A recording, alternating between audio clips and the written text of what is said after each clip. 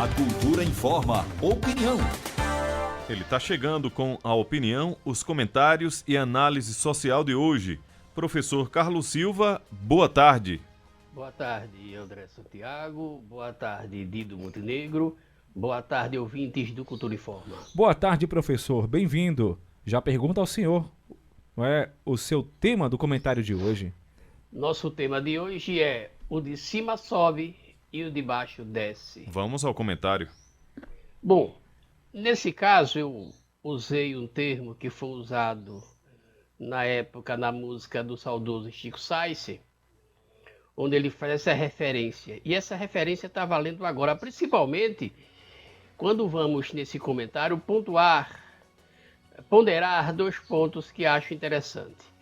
O primeiro é a questão do orçamento para 2022, onde o governo federal resolve beneficiar a Polícia Federal, a Polícia Rodoviária Federal, o Departamento Penitenciário Nacional e o Ministério da Justiça com o recurso no valor de 1,7 bilhões de reais. Isso vai atingir aproximadamente um pouco mais de 43 mil servidores. Ora, com a popularidade em baixa, chegando aos 22%, o governo federal vem com essa proposta eleitoreira dessa transferência de aumento, desequilibrando a esfera funcional do país, onde estrategicamente ele coloca as polícias numa situação de atendimento às suas pretensões políticas, quando estrategicamente ele transfere para as polícias federais esse recurso para seu aumento de salário. Independentemente da questão justa ou não justa, pode ser justo para a categoria, não justa para o momento e da maneira como está sendo feito. Primeiro porque ele está cortando recurso de vários setores, principalmente da Receita Federal, aonde auditores estão colocando ou vão colocar os seus cargos à disposição, porque o governo federal automaticamente não regulamentou, o chamado bônus de produtividade desses servidores, não é? Consequentemente, esses servidores vão ter queda nesses recursos para regulamentar o que é uma gratificação, passa a ser uma situação legal para a sua produtividade, consequentemente para seus salários. Então, com essa redução de custos para os auditores federais, o governo automaticamente, como é prática do governo, tirar de um lado e transferir para o lado que ele acha estrategicamente necessário do ponto de vista político. Ora, a Polícia Federal, principalmente, se não me engano, a Polícia Rodoviária Federal, em média, o salário vai de 12 a 18 e 20 e poucos mil reais. Não é um salário ruim. O setor administrativo chega a ganhar de 5 a 7 mil reais. Né? A questão não está na categoria em si. Diante da situação trágica social e econômica do país, automaticamente é um salário estável, interessante. Agora, um governo que se preocupasse com a justiça salarial, vamos dizer assim, do funcionarismo federal, ele faria um equilíbrio entre as vários setores do governo federal e aí transferia recursos, diminuindo até o valor possível de recurso para uns, mas atendendo de maneira equilibrada a todos os setores federais. Mas ele resolve eleitoralmente tentar fortalecer economicamente uma classe que ele vai precisar de apoio, ou seja, para atendê-lo quando necessário e quando de maneira arbitrária ou não, ele querer usar esses instrumentos federais, principalmente militar, ao seu favor, como ocorreu na pré-campanha, onde existia o aliado o governo federal, quanto campanha, quanto candidato, estava aliado com a lógica funcional da Lava Jato, que, pelo contrário, foi uma Lava Jato que teria um futuro muito promissor se não fosse a ideia de criar uma estrutura independente para atender a uma elite conservadora, consequentemente, é uma proposta de governo totalmente antidemocrático. E, para concluir, nós temos aí o fundo partidário. Né? Esse fundo partidário, ele é o chamado Fundo Especial de Financiamento de Campanha, que é conhecido, né? Fundo eleitoral, fundo partidário e assim por diante. Né? É preciso entender o seguinte: primeiro, que eu particularmente, claro que eu sou a favor do fundo de campanha eleitoral. Por quê? Porque nós não podemos privatizar a democracia. Né? Ora, isso já foi criado com decisão do STF na época, onde foi cancelado, foi finalizado o financiamento empresarial de campanha. E você tirar o fundo eleitoral, automaticamente você vai privatizar a democracia. Todo trabalhador, toda a trabalhadora, pessoas de qualquer gênero pagam imposto, desde aquele cidadão que vende água mineral no cruzamento, é ele que paga não só o salário do policial federal, como também do fundão.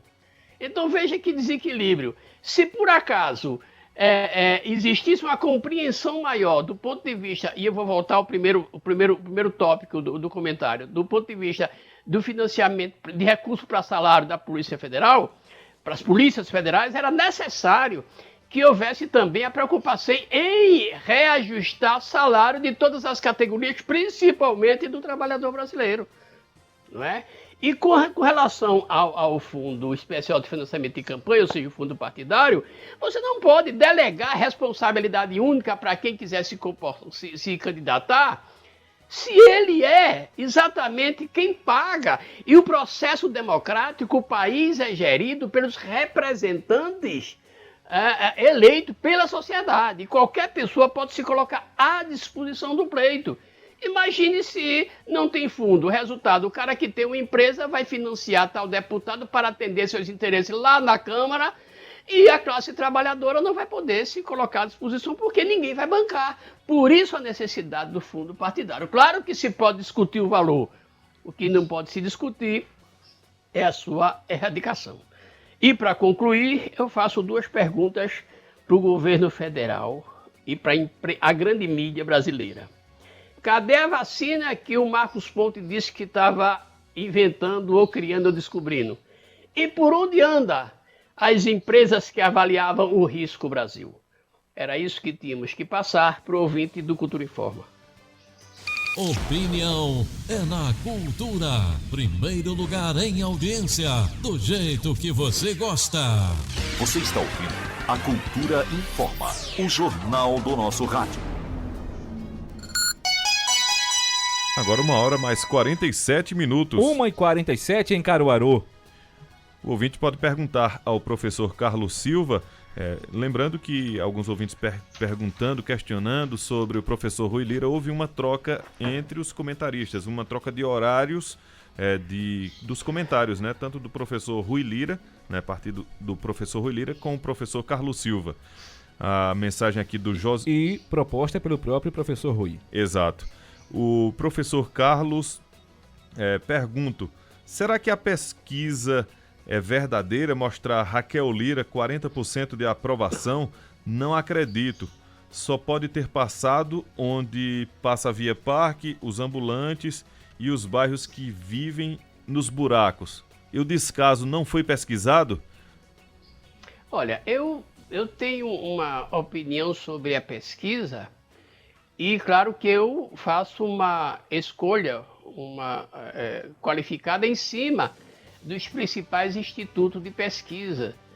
E acho que essa pesquisa que foi feita em Caruaru, ela tem um fundamento um pouco lógico, porque a ação da prefeita é uma ação populista, é uma ação que atendeu a visibilidade da cidade como um todo, fez a Via Parque, são obras que ela, de certa maneira, atendeu, melhorou a condição de valorização, principalmente as margens da Via Parque.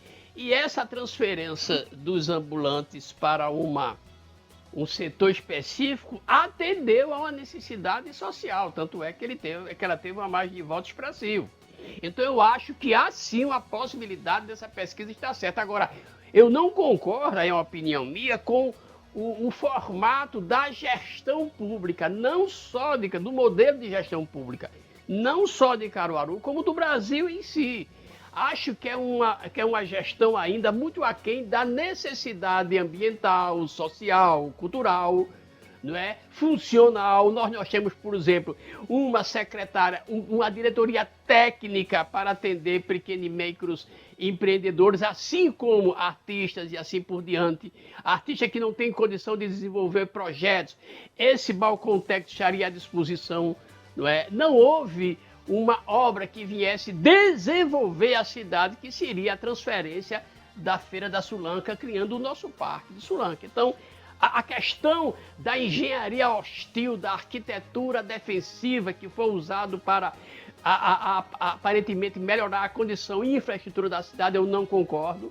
Acho que é um modelo muito hostil, muito antissocial, não é? A cidade ficou vazia. A cidade é um ponto de desenvolvimento econômico e social, não é uma maquete para as pessoas passearem. Tem que ter, na cidade tem que ter sim o alimento de rua, de maneira bem organizada, limitada em principais pontos, mas que a cidade ofereça a condição de sobrevivência, principalmente nesse momento. Abraços para o ouvinte Jobson Almeida, está acompanhando aqui a nossa programação. Então, muito obrigado pela audiência. Sim, André. O Jorge do Agreste de Pau Santo está dizendo: meu amigo, no Brasil o que eu acho engraçado são os políticos grandes têm estas regalias. Eu sou contra o fundo partidário. Mensagem aqui do Jorge do Agreste de Pau Santo. Olha, Jorge, o fundo não é só a transferência de dinheiro em espécie para o candidato. É a entrega também de material de campanha, né? De faixa, de santinho, de tudo. Cabe ao candidato também saber cobrar, saber pedir, criar estratégia. Claro que é injustiça, claro que é concentração de valor e de prioridade para cada partido. E isso é um risco que a democracia tem que correr. Agora, não é por causa disso que nós vamos extinguir o fundo partidário e a democracia se tornar uma democracia privatizada. Aí sim é que acaba com o processo democrático. Mais mensagens por aqui chegando. Deixe-me ver aqui a mensagem do Júlio Filho. Boa tarde. Se as eleições fossem todos os anos, a gente nunca mais reclamaria dos políticos. Um ano municipal e um ano nacional. Só se trabalha em ano de eleição. É uma ponderação interessante. Do ponto de vista irônico, do que ele quer dizer, a gente entende.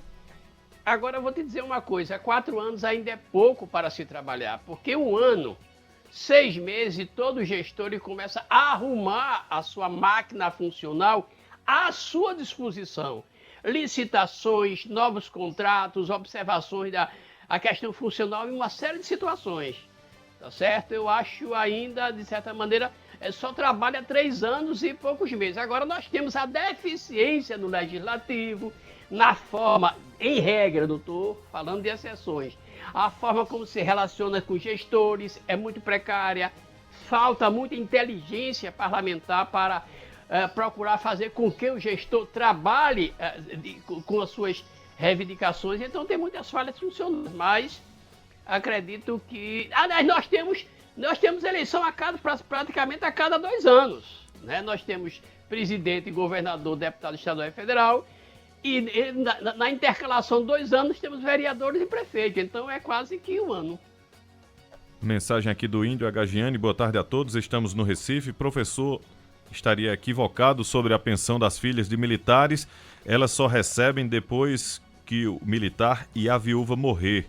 Pior são 2.000 parasitas que recebem um salário de R$33 mil das anistias. Eles pagaram o que para receber isso? Mensagem aqui do Índio Agagiani. Agagiani, e o trabalhador quando morre, a filha dele vai viver de quê? Quer dizer, a filha do militar ganha só pelo fato de iluminadamente ter nascido filha do militar e um detalhe, engana a nação, não, dizendo que não casa, que não tem relacionamento. Você acha isso justo? Isso é uma falta, né? Basta você analisar.